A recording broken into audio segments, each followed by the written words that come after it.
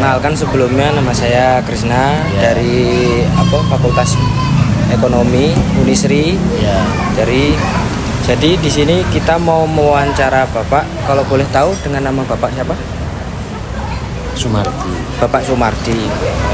Bapak Sumardi, ada beberapa pertanyaan yang mau kita tanyakan kepada Bapak Sumardi. Yang pertama yaitu adalah berapa sih total pegawai yang ada di usaha Bapak ini, usaha gepreknya Bapak ini ada berapa ya Pak, kalau boleh tahu? Ada kurang lebih ya 4 sampai 5 orang. Kurang lebih 4 sampai 5 orang. Baik. Lalu untuk kalau boleh tahu juga nih Pak, untuk omset pendapatan per bulannya itu perkiraan tuh bisa dapat berapa ya Pak? Ya, kurang lebih 90 sampai 95 juta. 90 sampai 95 juta. Ya.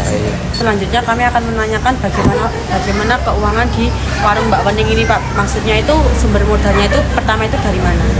Dulu pas awal mendirikan warung. Dulu jual sepeda motor. Oh gitu. Terus apakah ada kayak ikut dapat bantuan dari pemerintah untuk memajukan UMKM gitu? Oh tidak. Berarti murni dari uang pribadi ya Pak? Ya, gitu. mandiri. Terus selanjutnya kami akan menanyakan bagaimana sih kegiatan operasional yang ada di warung ini. Misalnya itu beli bahan bakunya itu dari supplier, dari satu orang supplier atau beberapa orang gitu Pak? Oh, itu saya sendiri yang beli. Oh, yang beli itu maksudnya? Jadi langsung saya sendiri, semua saya tangani. Oh, itu bahan bakunya kan berupa ayam. Ya. Itu berarti ambilnya dari pasar gitu Pak? Apa dari pemasok? Ya, ada dari pasar, ada dari pemasok di pemotongan ayam. Gitu. Terus kayak sayur-sayur gitu juga dari? Saya dari pasar. Oh, dari pasar. Jadi semua saya yang mengatasi. Gitu. Terus kalau yang bagian di dapur itu ada berapa anggota Pak? Untuk yang bagian dapur ada 3 orang. Gitu. Terus menanyakan lagi tentang sumber daya manusianya Pak, itu terkait dengan bagaimana sih kinerja karyawan di warung ini yaitu? Oh, bagus semua. Oh ya, nggak ada yang kayak terlalu sering izin kayak gitu? Nggak ada. Oh, tertib semua sesuai jadwal masuk. Ya. Terus kalau pas hari raya itu sering ada tunjangan atau bonus kepada karyawan ya, itu? ada. Oh, terus sama kalau ada lembur kayak gitu sampai ada. Lembur? Ya, dapat tambahan berarti ya Pak kalau lembur? Ya. Oke. Sebelumnya perkenalkan dulu, namanya saya Septidiani. Pulau Lydia Pak. Ya. Saya Ananda Diva. Saya Salma Pak. Oh iya. Mungkin sebelumnya namanya Bapak sinten lagi? Saya nama lengkap Dr. Andes Sumardi. Oh, Sumardi. Sebelumnya bisa dijelaskan sedikit tentang latar belakang koperasi ini Pak? Latar belakang koperasi dulu kan waktu zaman Orde Baru itu pemerintah setiap kecamatan itu mendirikan koperasi unit desa yang disingkat KUD. Nah, waktu itu penyaluran bantuan dari pemerintah, baik itu pemasaran pupuk, obat-obatan, itu melalui KUD. Oh, berarti kayak bantuan pemerintah pupuk obat-obatan itu lewat KUD ini ya Pak? Oke. Jadi setiap kecamatan pasti seluruh Indonesia ada KUD. Walaupun sekarang masih ada yang bertahan, ada yang sudah tidak usaha lagi. Karena di era reformasi ini kan persaingan koperasi itu semakin lama semakin ketat. Iya, kan kalah juga sama yang perbankan gitu kan ya Pak? Yang jelas itu dengan bank-bank pemerintah, BRI, BCB dengan jasa yang kecil, akhirnya KUD kan banyak yang belum dibayar. Dan selama reformasi kan bantuan-bantuan dari pemerintah, baik pupuk dan sebagainya itu kan sudah tidak lewat KUD lagi. Sekarang kan lewat per orang. Oh, lewat kelurahan itu? Enggak, lewat ya pebisnis. Dalam artian orang per orang yang punya bisnis. Itu latar belakang berdirinya KUD. Memang dulu macam itu, jadi inisiatif pendirian itu dari pemerintah. Kalau untuk visi dan misi dari KUD ini kenapa enggak Pak? Visi dan misi, kalau visinya ya, visi KUD menuju anggota makmur sejahtera. Kalau misinya KUD Subur 1, mempermudah kebutuhan anggota. Yang kedua, melayani anggota dengan sepenuh hati. Yang ketiga, melayani pinjaman untuk modal usaha agar anggota makmur sejahtera. Lalu misi yang keempat, memberikan sisa hasil usaha atau SHU setiap tahun agar anggota makmur sejahtera. Berarti kalau anggota koperasi itu dapat SHU ya, Iya, per tahunnya? Setiap tahun. Kalau koperasi KUD itu apa juga menerima kayak simpanannya gitu Pak? KUD itu ada 3 jenis simpanan. Setiap masyarakat atau orang per orang mau menjadi anggota Koperasi. KUD, itu syaratnya harus pertama menyetorkan simpanan pokok. Sekali simpanan pokok ini sebesar 5.000. Berarti kalau daftar langsung bayar? Ya, daftar langsung bayar 5.000. Sama simpanan wajib.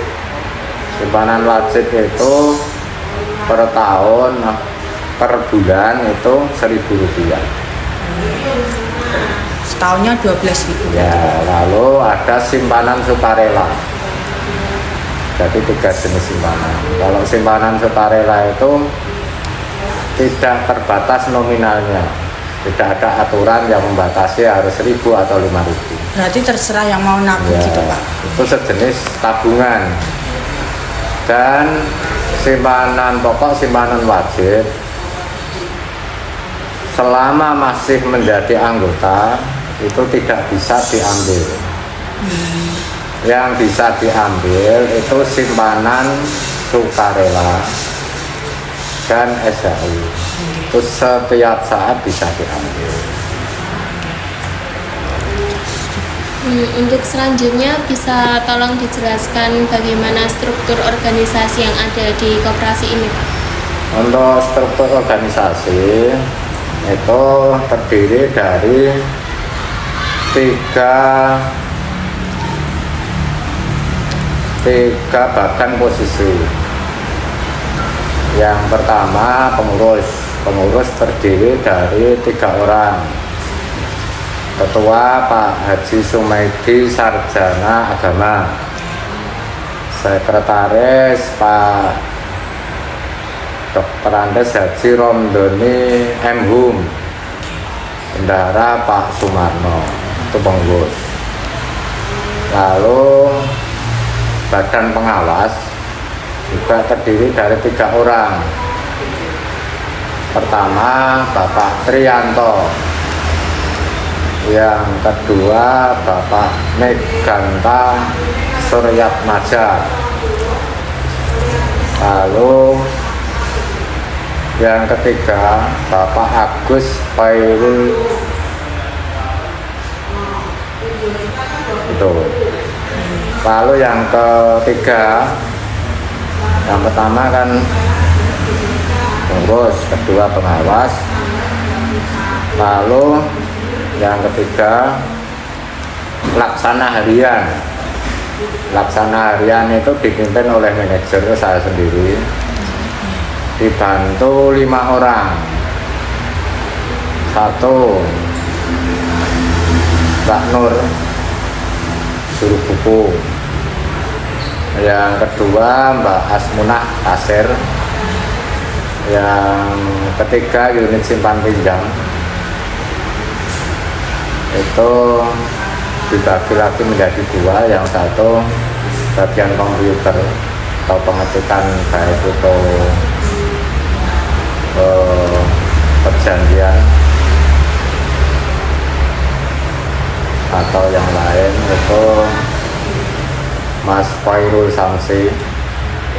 Lalu bagian lapangan unit simpan pinjam kan terkait dengan simpanan dan pinjaman mesti kan ada survei, ada yang macet, atau yang bagian lapangan, bagian penagihan atau mengingatkan itu masuk. Lalu satu unit lagi usaha di KUD ini ada unit listrik. Itu menerima pembayaran pajak listrik dari masyarakat atau angsuran finen, dalam artian angsuran ke leasing, lalu pajak atau iuran BPJS, lalu PDAM itu Mas Selamat Widodo. Kemudian kalau kami boleh tahu itu jumlah anggota di KUD Syukur itu wonten pinten Pak? Jumlah anggota di akhir tahun 2023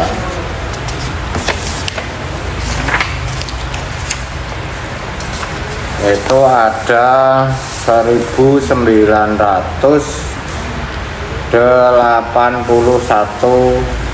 anggota. 1.981 anggota. Itu tahun berapa Pak? 2023. Desember 31 Desember tahun 2023. Apalagi Kalau untuk 2024 ini apakah ada peningkatan atau penurunan Pak? untuk anggota ada penambahan, tapi nanti di akhir Desember nanti kan ada penjumlahan lagi, jumlah lebih atau kurang dari tahun sebelumnya. Kelihatannya